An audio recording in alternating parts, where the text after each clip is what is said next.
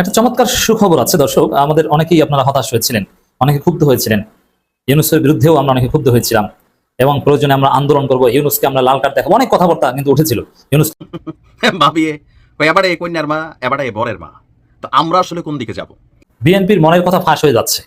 আমরা ভাবতেছি দেশের কি হবে, সবাই ভাবতেছেন না কি আসতেছে সামনে, ইলেকশন হবে কিনা, আওয়ামী লীগ আবার ফিরে আসবে কিনা, হাসিনা ফিরে আসবে কিনা, আপা ফিরবে কিনা।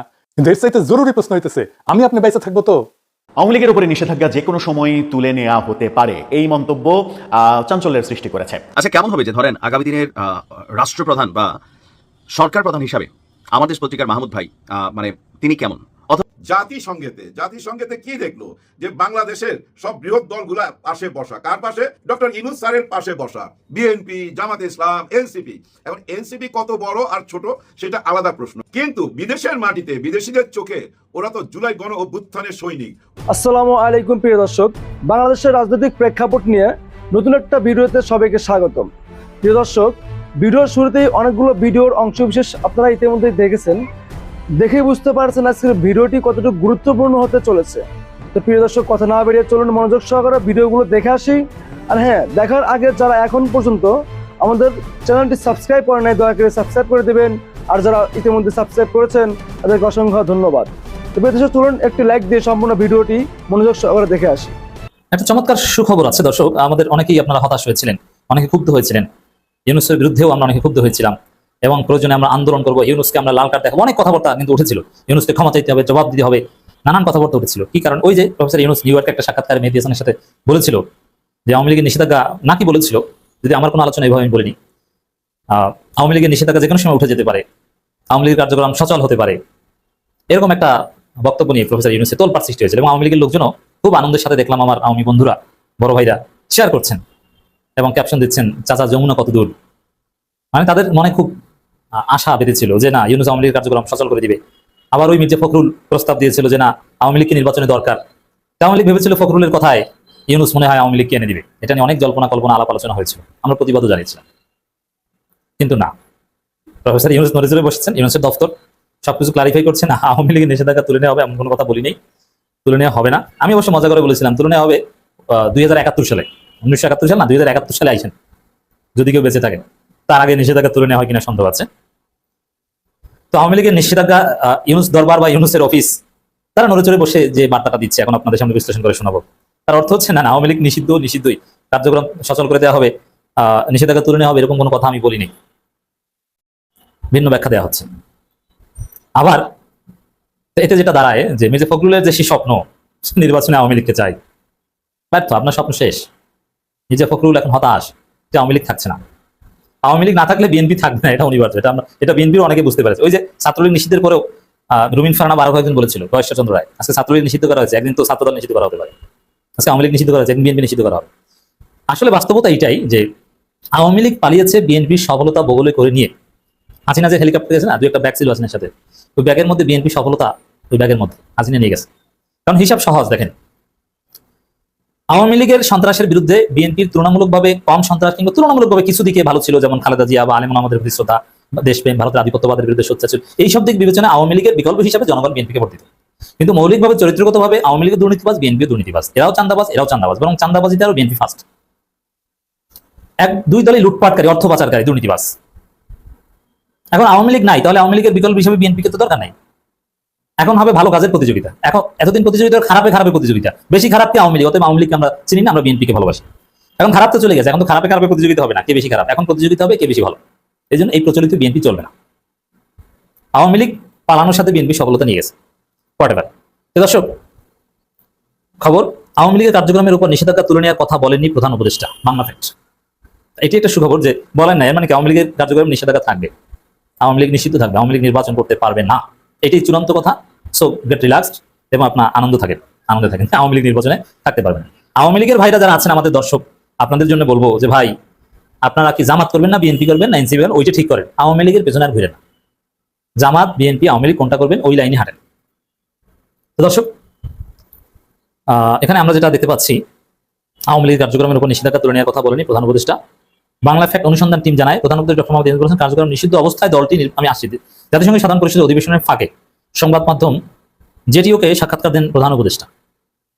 তার সঙ্গে দীর্ঘ আলোচনায় অধ্যাপক ইউনূসের অন্তর্বর্তী সরকারের নেতৃত্ব নেওয়ার প্রসঙ্গ উঠে আসে। সাক্ষাৎকারটি গত সোমবার 29 সেপ্টেম্বর প্রকাশ করে জেটিও। প্রকাশের পরই এটা নিয়ে তোলপাড় সৃষ্টি হয়। আওয়ামী লীগ বিএনপিতে খুশির বন্যা আমরা দেখেছিলাম। বিএনপিতে কেন খুশির বন্যা? ওই যে মির্জা ফখরুল আওয়ামী লীগকে চায় বা বিএনপি চায়, এটা হচ্ছে। আর আওয়ামী লীগ আসতে পারলে তো খুশি। সাক্ষাৎকারে জাতীয় নির্বাচন আগামী বছরের ফেব্রুয়ারির আগে কেন হচ্ছে না, মিয়ানমারের 13 লাখ রোহিঙ্গা শরণার্থী বিষয়ে সরকারের পরিকল্পনা কি, আওয়ামী লীগকে কার্যত নিষিদ্ধ করার সিদ্ধান্ত তিনি কিভাবে ব্যাখ্যা করবেন, এমন বিভিন্ন প্রশ্ন তোলেন মেহেদী হাসান। মেহেদী হাসানের এই প্রশ্নের ধরন নিয়ে এখানে অনেক কথা বলা যায়। তিনি অনেক উল্টোপাল্টা প্রশ্ন করেছেন, প্রশ্নের ধরনটাই ঠিক ছিল না। একটা বিভ্রান্তি তৈরি করা তার উদ্দেশ্য ছিল এবং তিনি করতে পেরেছেন, কিন্তু শেষ পর্যন্ত ইউনূস সরকার এটা সুন্দরভাবে ব্যাখ্যা করে সমাধান করে দিয়েছেন। তো এখানে আওয়ামী লীগের কার্যক্রমের উপর নিষেধাজ্ঞা তুলে নেওয়ার কথা বলেনি প্রধান উপদেষ্টা, বাংলা ফ্যাক্ট এটা জানায়।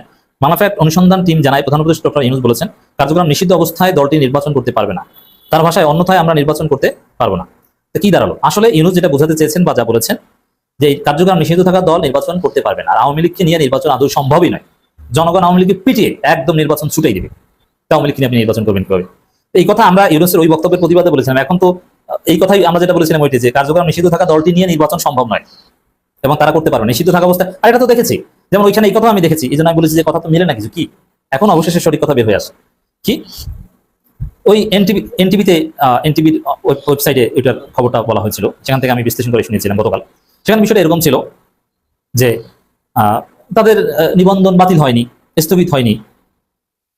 এটা কোনো কথা?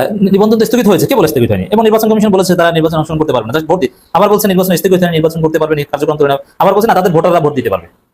আরে ভাই, যদি কার্যক্রম তুলে নেয় তাদের ভোটাররা কেন? তাদের দল হিসেবে নির্বাচন করতে পারার কথা। আর এটা বাস্তবে তো একটু চিন্তা করলেই বোঝা যায় যে আওয়ামী লীগ নির্বাচন করবে, এটা কেউ মানবে? এটা কি কোনো বাস্তবসম্মত কথা? একদম। অন্তর্বর্তী সরকার উপদেষ্টা পরিষদের বিশেষ সভার সিদ্ধান্ত ছিল আন্তর্জাতিক অপরাধ ট্রাইব্যুনালে বাংলাদেশ আওয়ামী লীগ ও তার নেতাদের বিচার কার্যক্রম সম্পন্ন না হওয়া পর্যন্ত দলটির যাবতীয় কার্যক্রম নিশ্চিত থাকবে। আর বিচারে যে বিচার হবে সেই বিচারে আরো বড় সাজা হবে। এর মানে 15, 20 বা আজীবন বা নানান মেয়াদে আওয়ামী লীগ নিষিদ্ধ হয়ে যেতে পারে। তো দর্শক, মূল কথা তাহলে কি দাঁড়ালো? যে আওয়ামী লীগ নিষিদ্ধ থাকছে, আওয়ামী লীগকে নিয়ে নির্বাচন করা সম্ভব না। এখন মির্জা ফখরুল ইসলাম আলমগীর আপনি কান্নাকাটি করেন, আপনার প্রিয় আওয়ামী লীগকে নির্বাচনে আনা হচ্ছে না। ভাবিয়ে এবারে কন্যার মা, এবারে বরের মা। তো আমরা আসলে কোন দিকে যাব? সারা বাংলাদেশের গণমাধ্যম জুড়ে যখন সয়লাভ হয়ে গেল যে ডক্টর মোহাম্মদ ইউনূস তিনি যে কোনো সময় আওয়ামী লীগের কার্যক্রমের উপর যে নিষেধাজ্ঞা আছে সেটা তুলে নেওয়া হতে পারে, এটা নিয়ে পুরো রাষ্ট্র অস্থির হয়ে গেল। ডক্টর ইউনূসকে হটানোর ঘোষণা চলে আসলো সাংবাদিক ইলিয়াসের পক্ষ থেকে, এনসিপির পক্ষ থেকে পতনের কথা বলা হচ্ছে, সবাই সমালোচনা করছে। তখন সবাইকে চমকে দিয়ে আমাদের বাংলাদেশের মিডিয়াতে নতুন আরেকটা নিউজ আসলো যে ডক্টর মোহাম্মদ ইউনূস নাকি এই কথা বলেনি নাই।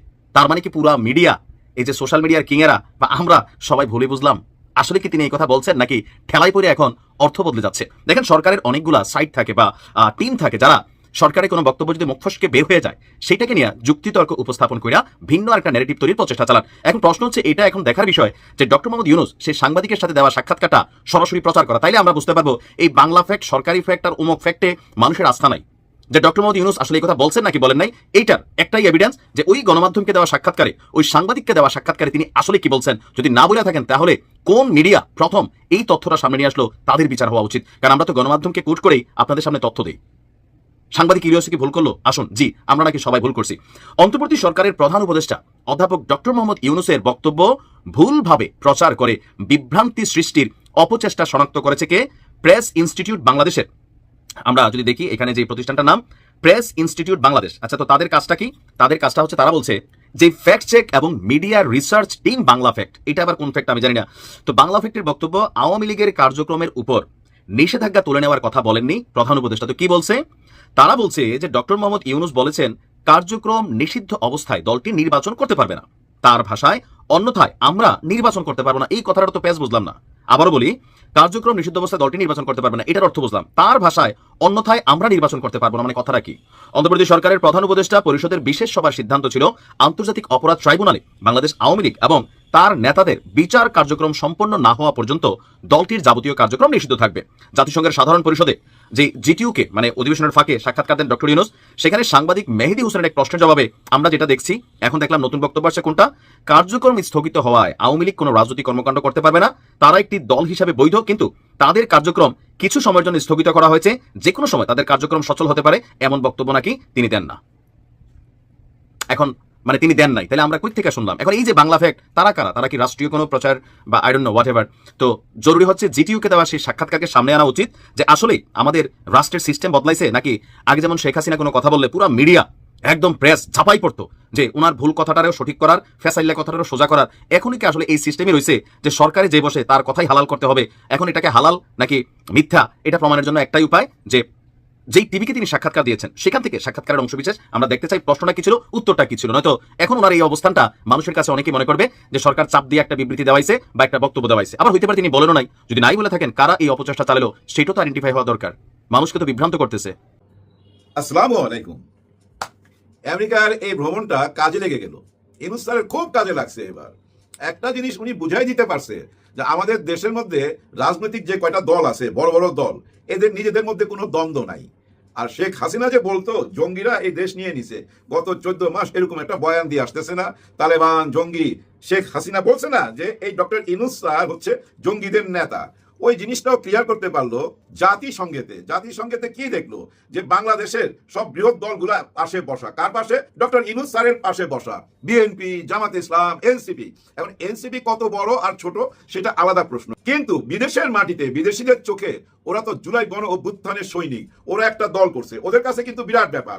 আমরা হয়তো অনেকে এটা দাম দিচ্ছি না বা দিতে চাই না, যাই হোক ওদের কোনো মূল্য আছে কি না এটা এই অক্টোবর মাসেই বুঝতে পারবেন আপনারা। অক্টোবর মাসের কথা কেন বললাম জানেন? অক্টোবর 1 তারিখ থেকে জামাতে ইসলাম মাঠে নামছে।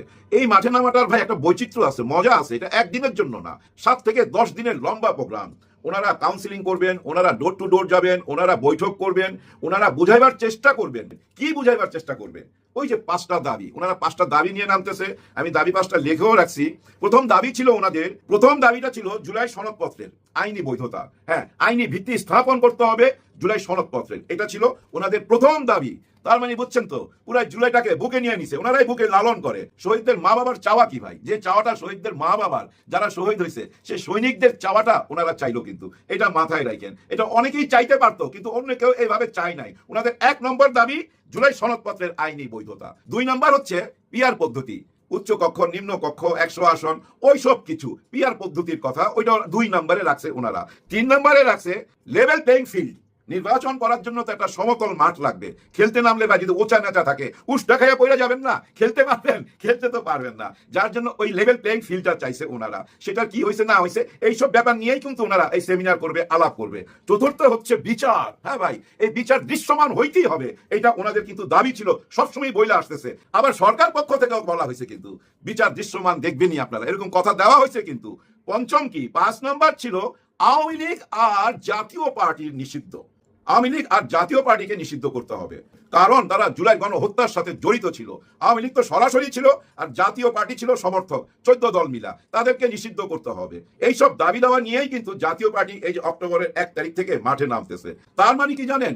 ওনারা কি চায়, ওনাদের কি দাবি দাওয়া, এটা মানুষের ঘরে ঘরে কানে কানে পৌঁছে দেওয়ার একটা ব্যবস্থা করছে। বুঝিনি তো, ওনারা যেখানে থাকবে ওইখানে মিডিয়া থাকবে, ওই মিডিয়া থেকে আমরা জানতে পারবো। আমরা কি সবাই যাবো ওইখানে? আমরা তো সবাই যাবো না, আমরা ঘরে বসেই জানতে পারবো। আপনারা যে যেখানে আছেন প্রবাস থেকে জানতে পারবেন। একেই বলে স্মার্ট রাজনীতি। হ্যাঁ ভাই, ওই যে আমেরিকা বলছে না জামাতে ইসলাম খুব স্মার্ট, শিক্ষিত লোক বেশি, ওই শিক্ষা দীক্ষার গুণই কিন্তু এগুলা। এইভাবে ওনারা রাজনীতি করে যাচ্ছে। কিন্তু ওনাদের যে শেষ দাবিটা আওয়ামী লীগকে নিষিদ্ধ করতে হবে, এখানে তো আমরা আবার অন্য কথা শুনলাম। ডক্টর ইউনূস স্যার আমেরিকা থেকে কি বললো যে না, ওদেরকে তো আমরা নিষিদ্ধ করি নাই বা ওদের রেজিস্ট্রেশনও বাতিল করা হয় নাই, কিন্তু এখানে প্রশ্ন হচ্ছে ওরা নির্বাচন করতে পারবে কিনা। সেই প্রশ্নটার উত্তর উনি দিছে যে এটা তো নির্বাচন কমিশনার ভালো বলতে পারবে, ওনার দায়িত্বেই তো বাংলাদেশের নির্বাচন হবে, ওই দায়িত্ব ওনাকে দেওয়া হয়েছে, উনি ভালো বলতে পারবে আওয়ামী লীগ নির্বাচন করতে পারবে কিনা। কিন্তু ওইখানে উনি আরো কিছু কথা বলছে, সেগুলো নিয়ে কিন্তু এখানে আলোচনা হচ্ছে না। এখানে আলোচনা হচ্ছে যে আওয়ামী লীগকে নির্বাচন করতে দিবে আমেরিকার ঠেলা। এবার আমেরিকার ঠেলা দিছে যে আওয়ামী লীগকে নিষিদ্ধ করা যাবে না, আওয়ামী লীগকে নির্বাচন করতে দিতে হবে, কারণ পশ্চিমারা তো গণতান্ত্রিক রাজ্য, ওরা অগণতান্ত্রিক কোনো কথা মাইনা নিবে না। ইউনূস তার ঠেলায় পড়ে এবার আওয়ামী লীগকে নির্বাচনে নিয়ে আসতেছে। না ভাই, এরকম ভাবার কোনো কারণ নাই। ওই পুরো বক্তব্যটা শুনতে হবে, খণ্ড অংশ আইনা শুনা লাভ নাই তো। পুরো বক্তব্যের মধ্যে উনি ক্লিয়ার করে দিছে যে এই দলটা অরাজনৈতিক, এদের ভাষা রাজনৈতিক কোনো ভাষা না, এবং এরা এই পর্যন্ত জুলাই গণহত্যার জন্য কোনো রকম অনুশোচনা জানায় নাই, কোনো রকম সরি বলে নাই, এবং ভারতে থাকা এরা আমাদের দেশকে অস্থির করতেছে, এটা মাথায় রাখেন। দেখেন, আমেরিকা থেকে ভারতের বিরুদ্ধে শুধু ডক্টর ইউনূস স্যার কথা বলে নাই, সৈয়দ আব্দুল্লাহ তাহের সাহেবও কিন্তু কথা বলছে। আর উনি যে বক্তব্যটা রাখছে, যেখানে বক্তব্য রাখছে আমি জানি না জায়গাটা কোথায় আমেরিকার, কিন্তু ভাই মনে হইতেছিল জানেন চীন মৈত্রী সমিতিতে যেমন অ্যারেঞ্জমেন্ট থাকে না, এরকম অ্যারেঞ্জমেন্ট আমি আজ পর্যন্ত বিদেশের মাটিতে এরকম রাজনৈতিক সমাবেশ দেখি নাই যেটা জামাতে ইসলাম ওইখানে অ্যারেঞ্জ করছে। দেখেন ওদের কোনো অঙ্গ সংগঠন নাই কিন্তু কোথাও এরকম কোনো কিছু দেখছেন কখনো? দেখেন নাই। ওই যে সবাই বলে না গুপ্ত, হ্যাঁ জ্ঞানী লোকরা গুপ্তই থাকে, খালি কলসি তো বেশি আওয়াজ করে। দেখছেন না কি সুন্দর অ্যারেঞ্জমেন্টের মধ্যে উনি আইসা কি বক্তব্য রাখছে। ওইখানে কিন্তু একটা বক্তব্য এখানে এখন ভাইরাল হয়ে গেছে যে তাহের সাহেব ভারতের সাথে যুদ্ধ করতে চায়, যুদ্ধ বাজায় দিতে চায়। উনি বলছে 50 লক্ষ ইয়াং ছেলে নিয়ে আমরা যুদ্ধ করব ভারতের সঙ্গে। ঠিকই তো বলছে, যৌবন যার যুদ্ধ তো তার, ইয়াংদের নিয়ে তো যুদ্ধ করতে হবে। আমার বয়সী লোককে নিয়ে যায় যুদ্ধ করা যাবে ভাই? যুদ্ধ করা যাবে না। 50 লক্ষ ইয়াং ছেলের কথা বলছে এবং এই কথাও বলছে 25 লক্ষকে বানাবো গেরিলা, ওরা গেরিলা ফাইট দিবে আর 25 লক্ষ নিয়ে আমরা ছড়ায় যাবো। কোন সাইডে? মুখে কিন্তু বলে নাই ভারতের নাম, কিন্তু ওনার আগার ইঙ্গিতে উনি ঠিকই বুঝাই দিছে বাকি 25 লক্ষ নিয়ে বর্ডার সাইডে চলে যাবো। হাই হাই 25 আর 25 50 লক্ষ। এই যে একটা কথা বলছে, কেন বলছে এইটা নিয়ে কিন্তু কেউ আলোচনা করে নাই। এইটা কেন বললো এটা নিয়ে অনেকের মাথা ব্যথা। ভারতের সঙ্গে কি আমরা পারুম কি পারুম না, ভয় ঢুকে গেছে অনেকের মধ্যে। আরে ভাই ব্রাদার, আমাদের দেশের অর্ধেকও না মালদ্বীপ, লোক সংখ্যা আমাদের অর্ধেকও না, আরো অনেক কম। তারা কচু দেখাই দিছে না ভারতকে। কি করতে পারছে ভারত? কিছু করতে পারছে? ঘাড়ে ধরে ভারতকে বাইর করে দিছে ওই মালদ্বীপ থেকে। বুঝেন না কেন? ওই জায়গাতেই আসতে হবে। তাহের সাহেবকে প্রশ্ন করছিল আপনারা যদি ক্ষমতায় যান তাহলে তো ভারত বাংলাদেশে ঢুইকা যাবে, এরকম একটা প্রশ্ন করছে কোনো একজন। উনি নাম বলে নাই কিন্তু প্রশ্নটা ওনাকে করা হয়েছে। ওনাকে বলছে যে বাংলাদেশের রাজনীতির অবস্থা যা দেখতেছি মনে হচ্ছে আপনারা ক্ষমতায় চলে যাবেন। আপনারা যখন ক্ষমতায় যাবেন ভারত তো এটা মাইনা নিবে না, ভারত তো এই দেশে অ্যাটাক করবে, ভিতরে ঢুইকা যাবে। তখন উনি উত্তর দিছে যে হ্যাঁ ঢুইকা যাক, আমরাও চাই ওনারা ঢুইকা যাক। সুপ্রিয় দর্শক, আশা করি সবগুলো ভিডিও আপনারা দেখেছেন। তো ভিডিওগুলো দেখে কি জানলেন বুঝলেন আপনাদের মূল্যবান মতামত কমেন্ট বক্সে জানিয়ে দিন। আর হ্যাঁ পারলে ভিডিওটি শেয়ার করে দিন।